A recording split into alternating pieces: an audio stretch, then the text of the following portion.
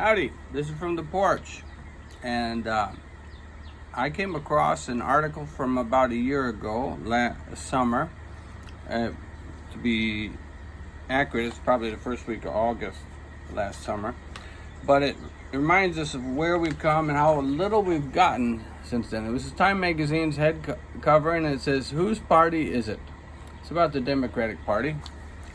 And it noted that the front runner was a guy named Biden, and they had this article about Biden's long road, and they noted that Biden could not probably win on his stump speech, which at that time was basically his 8 years of serving under Barack Obama, his loyal lieutenant, rejoining the Paris Climate Agreement as a goal, and updating the Iran nuclear agreement, building on Obamacare. However, the big ideas espoused by today's Democrats, he has said in the past, are unrealistic. Now, that's not getting him very far. He's still a year long, and people aren't convinced that he's right, and he's got to change his tune. I hope he comes about as not just a compassionate president, but one with ideas, progressive ones, to save this country. Remember how we stood a year ago.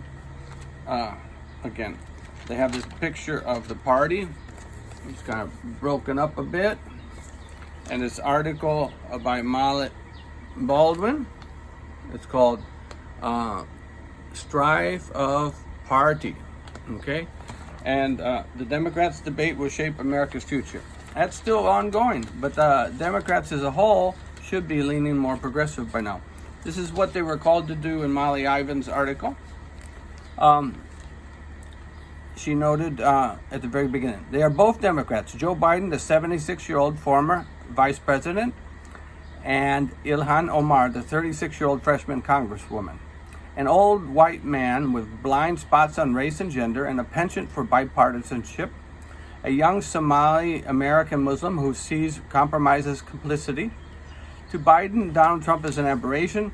To Omar, he's a symptom of a deeper rot. One argues for a return to normality, while the other insists, your normal has always been my oppression. It's fitting what Molly Ivins wrote a year ago, considering the riots, the protest, but we want the protests to be peaceful. We want them to be successful, though. We want police not to have immunity. We don't want to have any more militarization of American police. This has been going on for 2 decades, and we need to stop it. The question is how to fit those two different visions into one party. Well, it's easy. Move to the progressive side. What policies will the party champion? Which voters will it court? How will it speak to an angry and divided nation? Go progressive. While intra-party tussles are perennial in politics, this one comes against a unique backdrop, an unpopular, mendacious, norm-trampling president. As Democrats grilled Robert Mueller, the former special counsel, on July 24th, their sense of urgency was evident.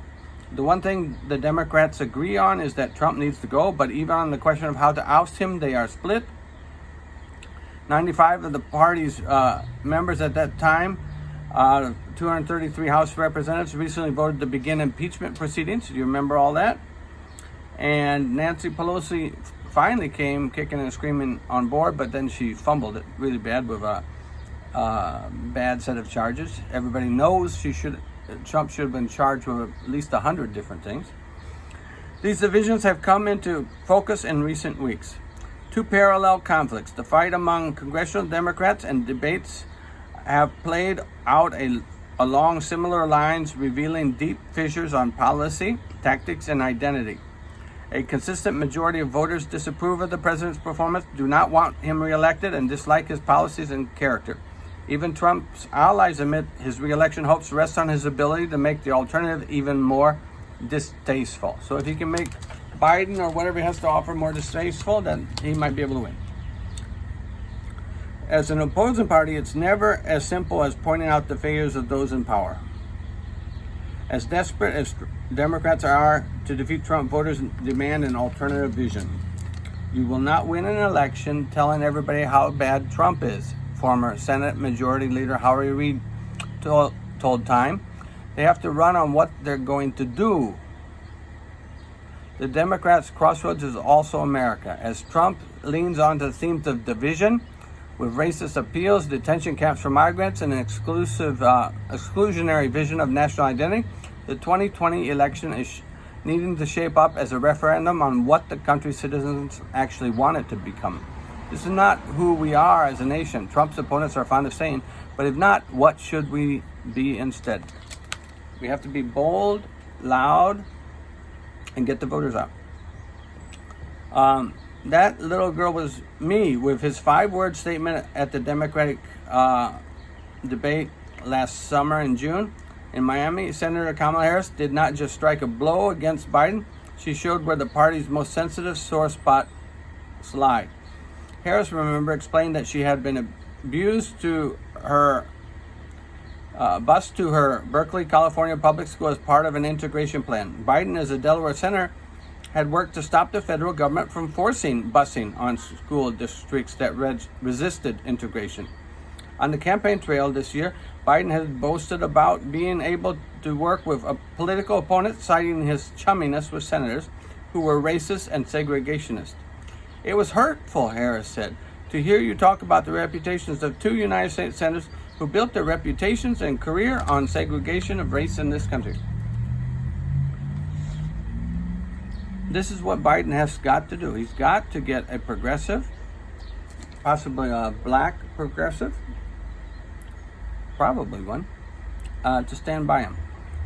It was a powerful appeal drawn from the personal experience of a woman of color whose life's course was altered by the public policy choices made in the halls of power. What was exposed wasn't so much as a real policy difference after the debate. Harris took essentially the same position on Biden against mandatory busing in today's still segregated schools, but a dispute about perspective. Biden clearly ruffled, became defensive, and eventually gave up, cutting himself off mid-sentence. My time is up.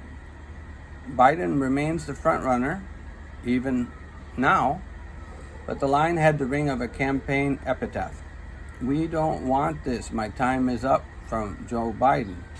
We need to have him select a young candidate to support him, or a female candidate, somebody different who's a progressive, to say if somebody kills me, we're going to have a better person in there. Okay? It was a powerful appeal that she made. Presidential primaries are always the battleground for political parties, competing factions, and some of these debates, Democrats were enmeshed in so many debates that we haven't seen in decades.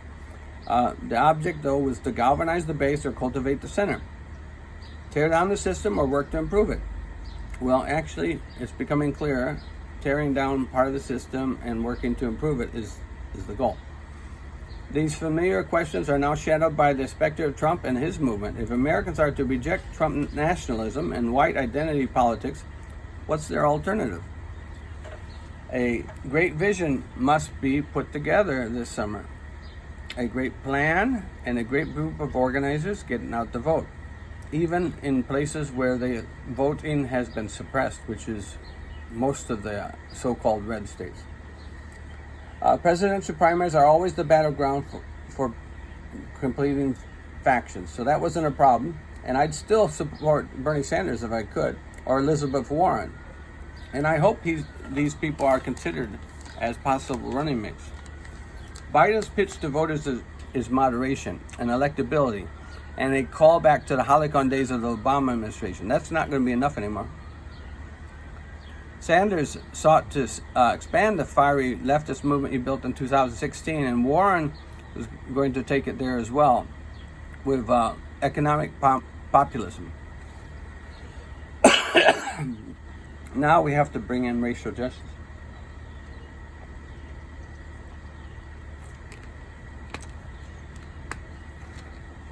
So, what's the vision? On Capitol Hill, the party has been spread along a similar axis of race, power, perspective, and privilege. This has got to end. The way that they went after Bernie Sanders shows it. Those who've been in charge of the Democratic Party for too long have got to begin to train others to take over, because you guys are stale. And that's what America doesn't want, stale people. They want representatives like Omar, Alexandria Ocasio-Cortez of New York, Ayanna Pressley of Massachusetts, or Rashida Tlaib of Michigan. All women of color, all 45 or under, all adept with a Twitter zinger and prone to inflammatory statements. They seek to build a movement and shake up the party, a markedly different theory of change from Pelosi's dogged insistence on vote counting and the art of the possible. If Clinton in 2016 had chosen one of these types of people as her running mate, she would have won. She could have played the middle ground. Anyway, the inevitable squabble has ensued. Trump, not content to let Democrats tear one another apart, he waded into the fray constantly, and he actually seemed to want to have Biden as his running mate, even though he sought to make him look bad.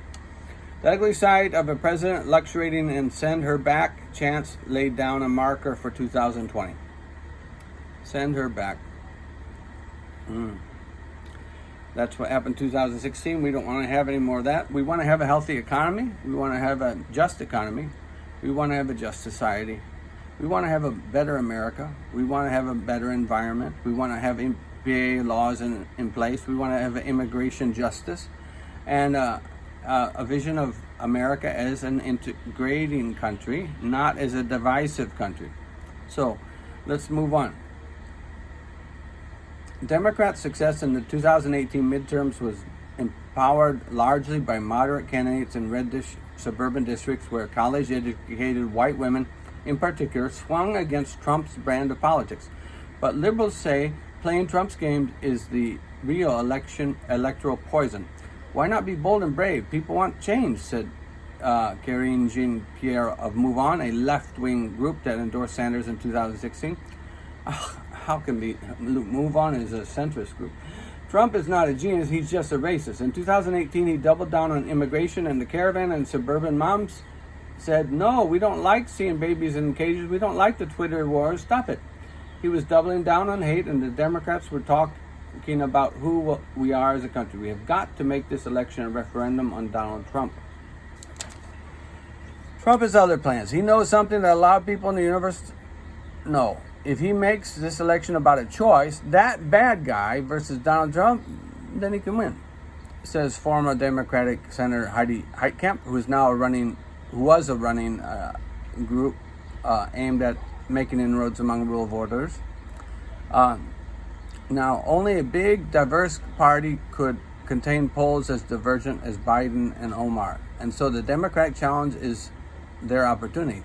This nasty, brutish chapter of American politics has voters hungering for stable leadership, a unifying vision, a path out of the darkness. From the ashes, the Trumpism, the Democrats have a chance to build a new American creed, if only they can figure out what it is. So instead of trying to throw America into the center, this big tent needs to go to the progressive wing and take everybody from the mid-center to the most progressive and then double the voters. Okay, you can't double the voters, but you can get a lot of those women to stay on your side for the 2000 vote. There's no need to re-elect Trump. Now, we also have to see about getting rid of a lot of these GOP guys who don't vote well for you locally. For example, in Missouri, every time there's a state resolution or a state vote on the environment or saving something in the environment or improving the environment or having something like clean Missouri, the voters vote for it at a rate of 70 to 80%. But they consistently miselect local GOP folk who are against the environment, or even Democratic folk who are against the environment and taking money from the big oil. We've got to stop that. So we have to keep our eye on the national election, but also be involved in the local election. And Democrats have often failed to support the local people. They have to do much better. And I think if they get some progressives like Sanders or Warren or other fundraisers out there, they can do a lot better job. Okay? Any questions? Any comments? Well, this is a survey of the Democrats at this COVID-19 time, and at a time when the whammy of hatred has shown its head again in America under Donald Trump, and we need to see changes at the national level. But in summary, we also need to demand changes of ourselves in the local level. Get local people out. Go to your neighbors, ask them to run for office. And build a rainbow coalition this time. All right? Good luck, Democrats.